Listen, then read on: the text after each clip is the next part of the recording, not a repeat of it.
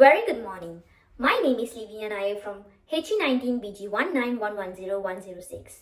Today in this video presentation, I would like to talk about the effect of COVID-19 on employment and income of G20 economics.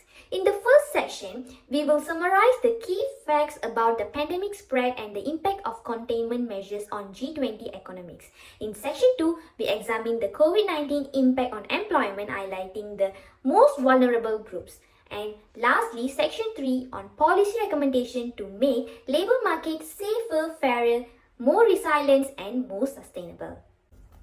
The COVID-19 health crisis has turned into the global economic crisis, endangering millions of people's lives, job and income. Many countries' strict containment measures adopted in the first half of 2020 slowed most economic and social activities. The decline in total hours worked and participation is unprecedented since the Great Depression. Many G20 economics has appeared to reach the bottom of the severe global recession. Rapid and sustained economic growth, as well as more resilience and inclusive labor market, remain significant challenges. Leaders of G20 pledge to do whatever it takes to stop the pandemic and its effect on economic and societies, including protecting jobs and income. This commitment includes working with ILO and OECD to monitor the pandemic's impact on employment.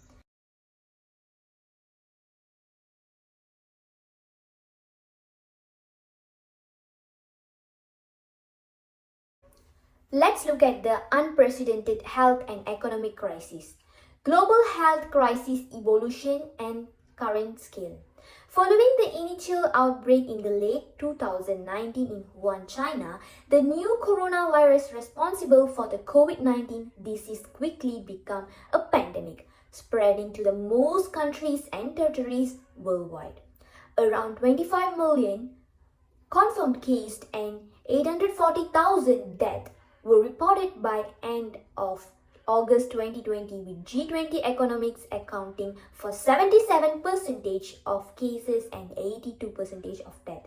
New cases peaked in April in many G20 countries but continues to rise in India, South Africa and Latin America's G20 economics, with resurgence reported in July in several countries, most notably in US.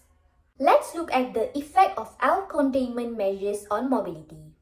Even before the WHO declared pandemic on March 11, 2020, countries worldwide began implementing unprecedented containment measures to flatten the curve of COVID-19 infection.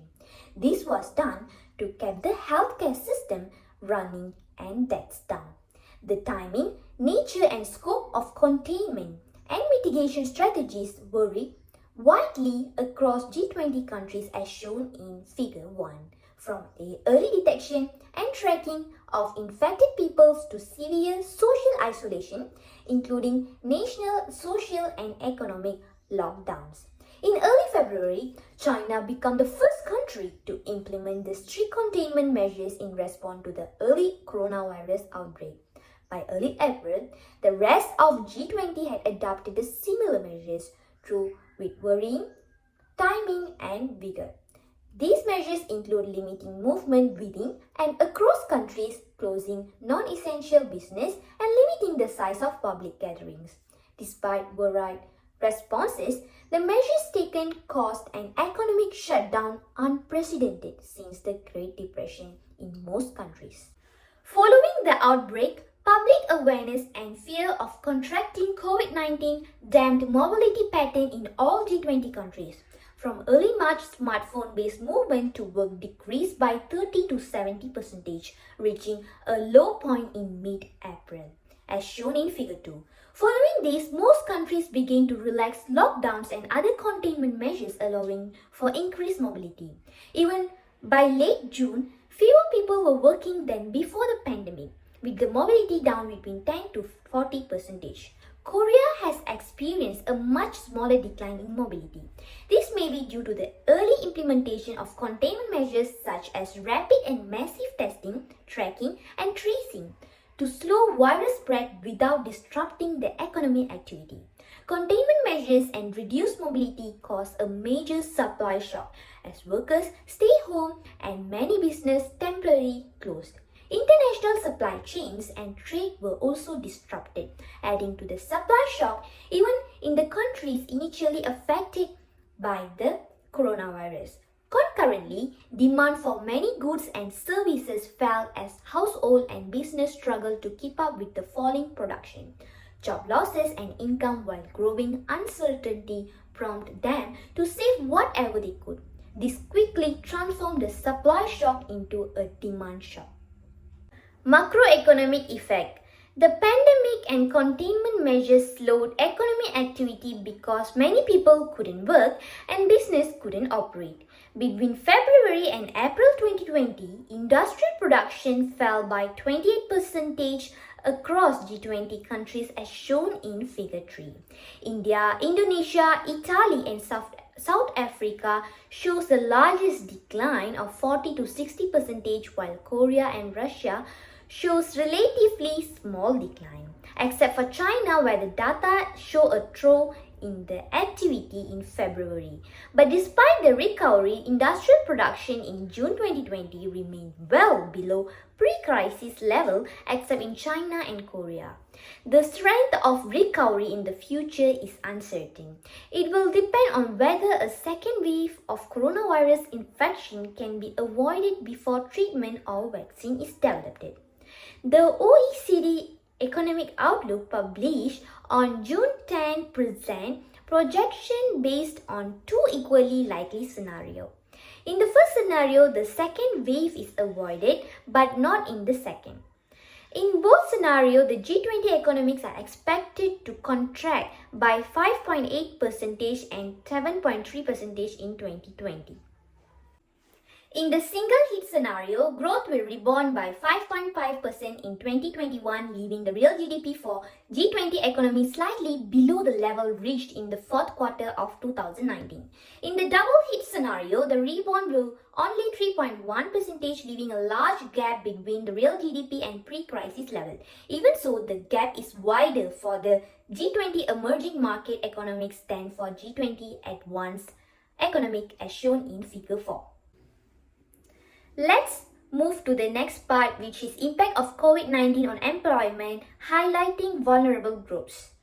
Workforce losses are severe and immediate. Unprecedented drop in employment and hours.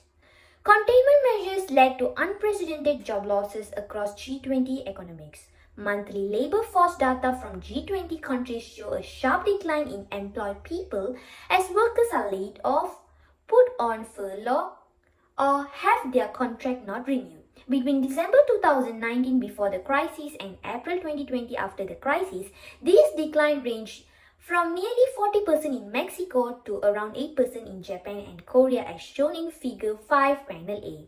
The steep drop in employment that occurred as countries sought to contain the COVID-19 pandemic was 14 times the total decline experienced from the peak during the global financial crisis. In all countries with data, the number of employed people has risen since April, but remains well before the pre-crisis level June or July. It captures both change in the number of people working and any reduction of working hours per week for those still working. Thus, the decrease in the total hours reflect the pandemic's total impact on employment. In most countries, total hours worked fell more than the number of employed people, ranging from a staggering 46% in Mexico to a still significant 10% in Australia as shown in Figure 5 Panel B. The decline was 6% greater than during the global financial crisis. In the most countries with data, the gap with pre-crisis level has narrowed since April but remained large in July or June.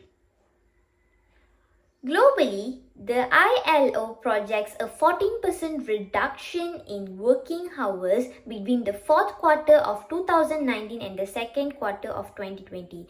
A 48-hour work week equates to roughly 400 million full-time jobs. The total number of hours worked is also expected to have a decrease by 14% or 265 million full-time jobs as shown in Table 1. For many men and women, the Reduction in the paid work time coincided with an increase in unpaid care work due to the school and daycare closure, cut in public services for the disabled and elderly, lack of domestic workers, and the need to care for family members with COVID-19. In many countries, unemployment has risen slowly. In many countries, the decline in the employment and hours of work has not fully translated into increased unemployment. While the unemployment rate increased in Canada and the US, it is still lower than expected given in decline in employment in Figure 6 Panel A. For example, between March and April in US, the employment fell by 22.4 million seasonally adjusted, while unemployment rose by 15.9 million. Other countries show little or no increase in unemployment. These country differences reflect the treatment of temporary layoff workers as unemployed in Canada and the US but employed elsewhere. It's vital for a country's policy mix to mitigate the crisis' economic and social effects. Many countries, especially in the EU, used job retention programs to keep people employed. During national and local lockdowns, unemployment people temporarily suspended active job search or availability to work. These people are inactive and thus not part of labor force according to the standard definition. As a result, participation rates fell significantly in all G20 countries except for UK, where monthly data is available, Figure 6 Panel B. Many of these people were unable to work due to additional household duties such as children care and homeschooling. While some decline in the participation rate has been seen in previous recession as people become discouraged from actively seeking work, the COVID-19 saw a significant decline in most countries. Some workers may become permanently discouraged if they are unable to return to work quickly. As the economy improves, many of these potential work seekers will re-enter the workforce. Despite any employment rebound, lowering unemployment may take due to the influx of returning workers. In fact, both Canada and the US had unemployment rates well above pre-crisis level in July. According to June 2020 OECD projection, unemployment rates in most G20 countries where data is available will still be higher in 2021 than in 2019. Now, let's look at the impact of changes in wage and income. Millions of workers lost income as coronavirus spread globally and workplace closed. Even if still employed, many workers had accepted reduced hours and or pay in industries like airline, retail, lodging, food and service, and highly feminized textile and garment industries. In some cases, wage reduction were negotiated in collective bargaining agreement. For example, in Argentina, a collective agreement included a 25% wage cut for 60 days starting April 1, 2020 to save jobs. Several countries also cut public sector wages. Labor statistics shows wage decline in some countries where they exist. Between the week ending March 14, 2020 and the week ending June 13, 2020, the nominal average wage for workers aged 50 to 59 fell by 3.2%. In April, the real wage fell 1.2% in UK following a March 2020 decline. In contrast, the US show an unprecedented 5.8% increase in the real wage in April 2020 followed by 0.5% increase in May 2020. However, the compositional effect of lower wage workers losing jobs more than higher paid workers keeps the average wage up. One study found that wage freeze and cuts were much more common in March, April and May 2020 than the same month in 2019.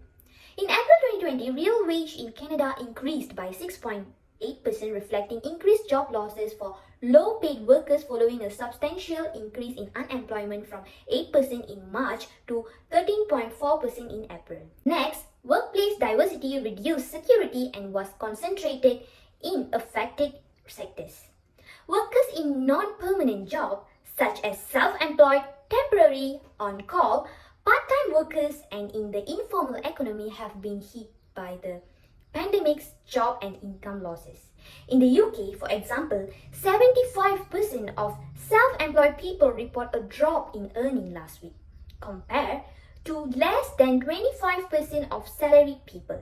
As a result of their lower coverage in social protection schemes, workers are exposed to a variety of risks.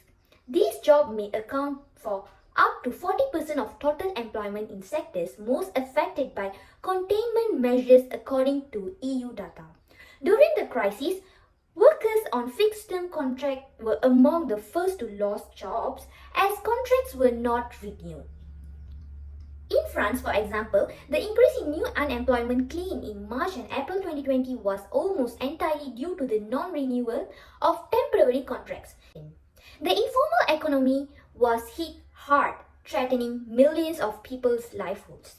The crisis has hit the informal economy hard, as staying home means losing jobs and livelihoods. According to ILO estimates, informal employment will account for 55% of total lost employment in G20 countries by 2020, 20% in G20 developed economies and 67% in G20 emerging economies.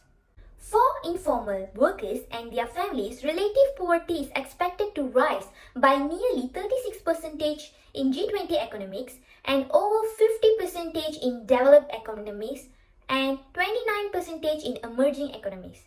Why do lockdowns affect so many organized, unorganized workers? As a result, sectors with high informal economy workers represent are also the most affected. These sectors account 22% of non-agricultural informal employment in G20 countries and 21% wholesale or retail trade as shown in Figure 7. Smaller economic units have stronger impact on informal workers. Small business with less than 10 employees are more vulnerable to shock than large business. Over 70% of informal employment is held by workers including owners and micro business with less than 10 employees. The coronavirus continues to spread globally in an unpredictable manner. As a result of the pandemic, low-paid work, youth, women, ethnic minorities, self-employed and temporary workers have been hit the hardest. With COVID-19 still undefeated and many G20 countries facing a virus resurgence, a new normal in society and work is expected. Now is the time to take a closer look at this new normal and start planning a work for future that is safer, fairer, greener and more effective in mitigating future job and income crises. The first thing that G20 economics can do is build possibility of quickly expanding job retention programs and countercycling macroeconomics policies to quickly respond to economic shocks. Second strategy is stabilizing workplace institutions. There are several actions that they require to do. The first one is better working conditions. As a result of the crisis, many workers in contract, part-time, on-call or other multi-party employment relationship as well as dependent self-employment have become vulnerable. It also revealed many essential workers' poor working conditions. In order to rebuild better, existing regulatory framework should be revisited to ensure equal treatment of workers regardless of employment status. The second way is modernizing and flexibly employment service. Achieve well-developed digital employment service and teleworking option for employees. Increasing institutional capacity to quickly scale up the key measures while maintaining service quality is required to strengthen labor's market resilience. The policy's infrastructure should be in the place and ready to scale quickly in the crisis situation. The third way is using social dialogue to develop balanced and acceptable sectoral and national policy response to shape medium-term recovery path. The third strategy is encouragement of informal to formal economic transition. And lastly, encouraging lifelong learning to meet changing skill requirements. To increase opportunities to work and learn online, digital skills should be strengthened, especially for those who lack digital proficiency. So with that, I thank you.